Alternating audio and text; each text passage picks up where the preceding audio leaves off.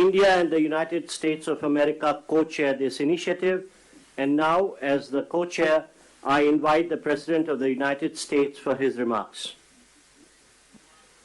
Well, ladies and gentlemen, thank you, all my colleagues. This is, someone once said in a similar domestic action that was positive, this is a big deal. This is a real big deal. And I want to thank you, Mr. Prime Minister. One Earth, one family, one future. That's the focus of this G20 Summit. And in many ways, it's also the focus of this partnership that we're talking about today. Building sustainable, resilient infrastructure, making quality infrastructure investments, and creating a better future.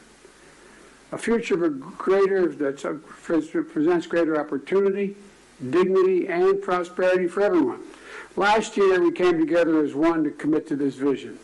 And this afternoon, I want to highlight the key ways in which the United States and our partners are working to make this a reality.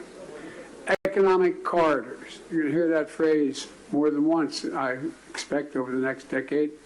Economic corridors. As we work to address infrastructure gaps across low and middle income countries, we need to maximize the impacts of our investments. That's why a few months ago I announced that the United States will work with our partners to invest in economic corridors.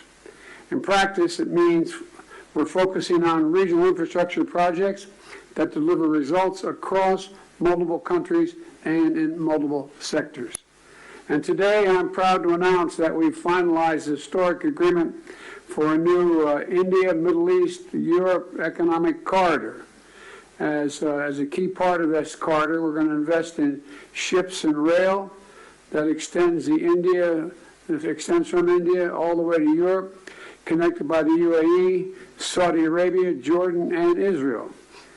Bridging ports across 2 continents, unlocking endless opportunities, including making it far easier to trade, export clean energy, expand access to reliable, clean electricity, lay cables that will connect communities and secure a stable internet, contributing to a more stable, more prosperous, and integrated Middle East. And I want to thank the sponsors. And I particularly want to thank Prime Minister Modi and the Crown Prince of Saudi Arabia, Mohammed bin Salman, and President von der Leyen and the European Commissions. And since he's not speaking today, I wanted to, well, maybe he is speaking today. I had a note he wasn't speaking. At any rate, I'm going to stop there. In the sub-Saharan Africa, we're working in a private-public partnership as well to invest in a trans-African corridor.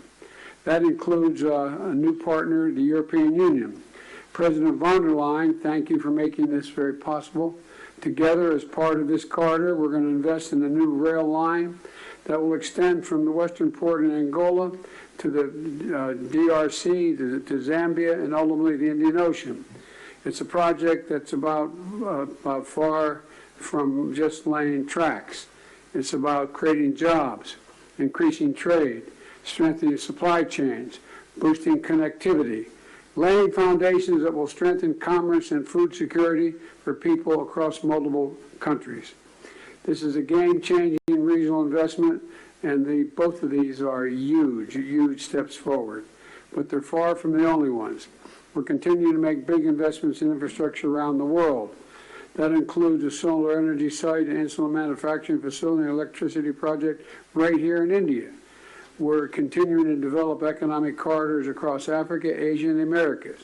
And together with our partners, we're working to mobilize the trillions of investment needed to close infrastructure gaps around the world, including the formation of a new investor forum that the United States will host in a couple weeks. Let me close with this. The world stands at an inflection point in history, a point where decisions we make today are going to affect the course of our future, all of our futures for decades to come. A point where our investments are more critical than ever. So together, let's continue to work as one to seize this moment in history and maximize our collective investments, to find new partners, to unlock new capital, because when we invest in low and middle income countries, all countries benefit. When we invest in emerging economies, all economies benefit. And when we invest in the future of people anywhere, people everywhere benefit. So I want to thank you again for being here. I look forward to working with all of you, and I'm going to turn it back to the Prime Minister. Thank you.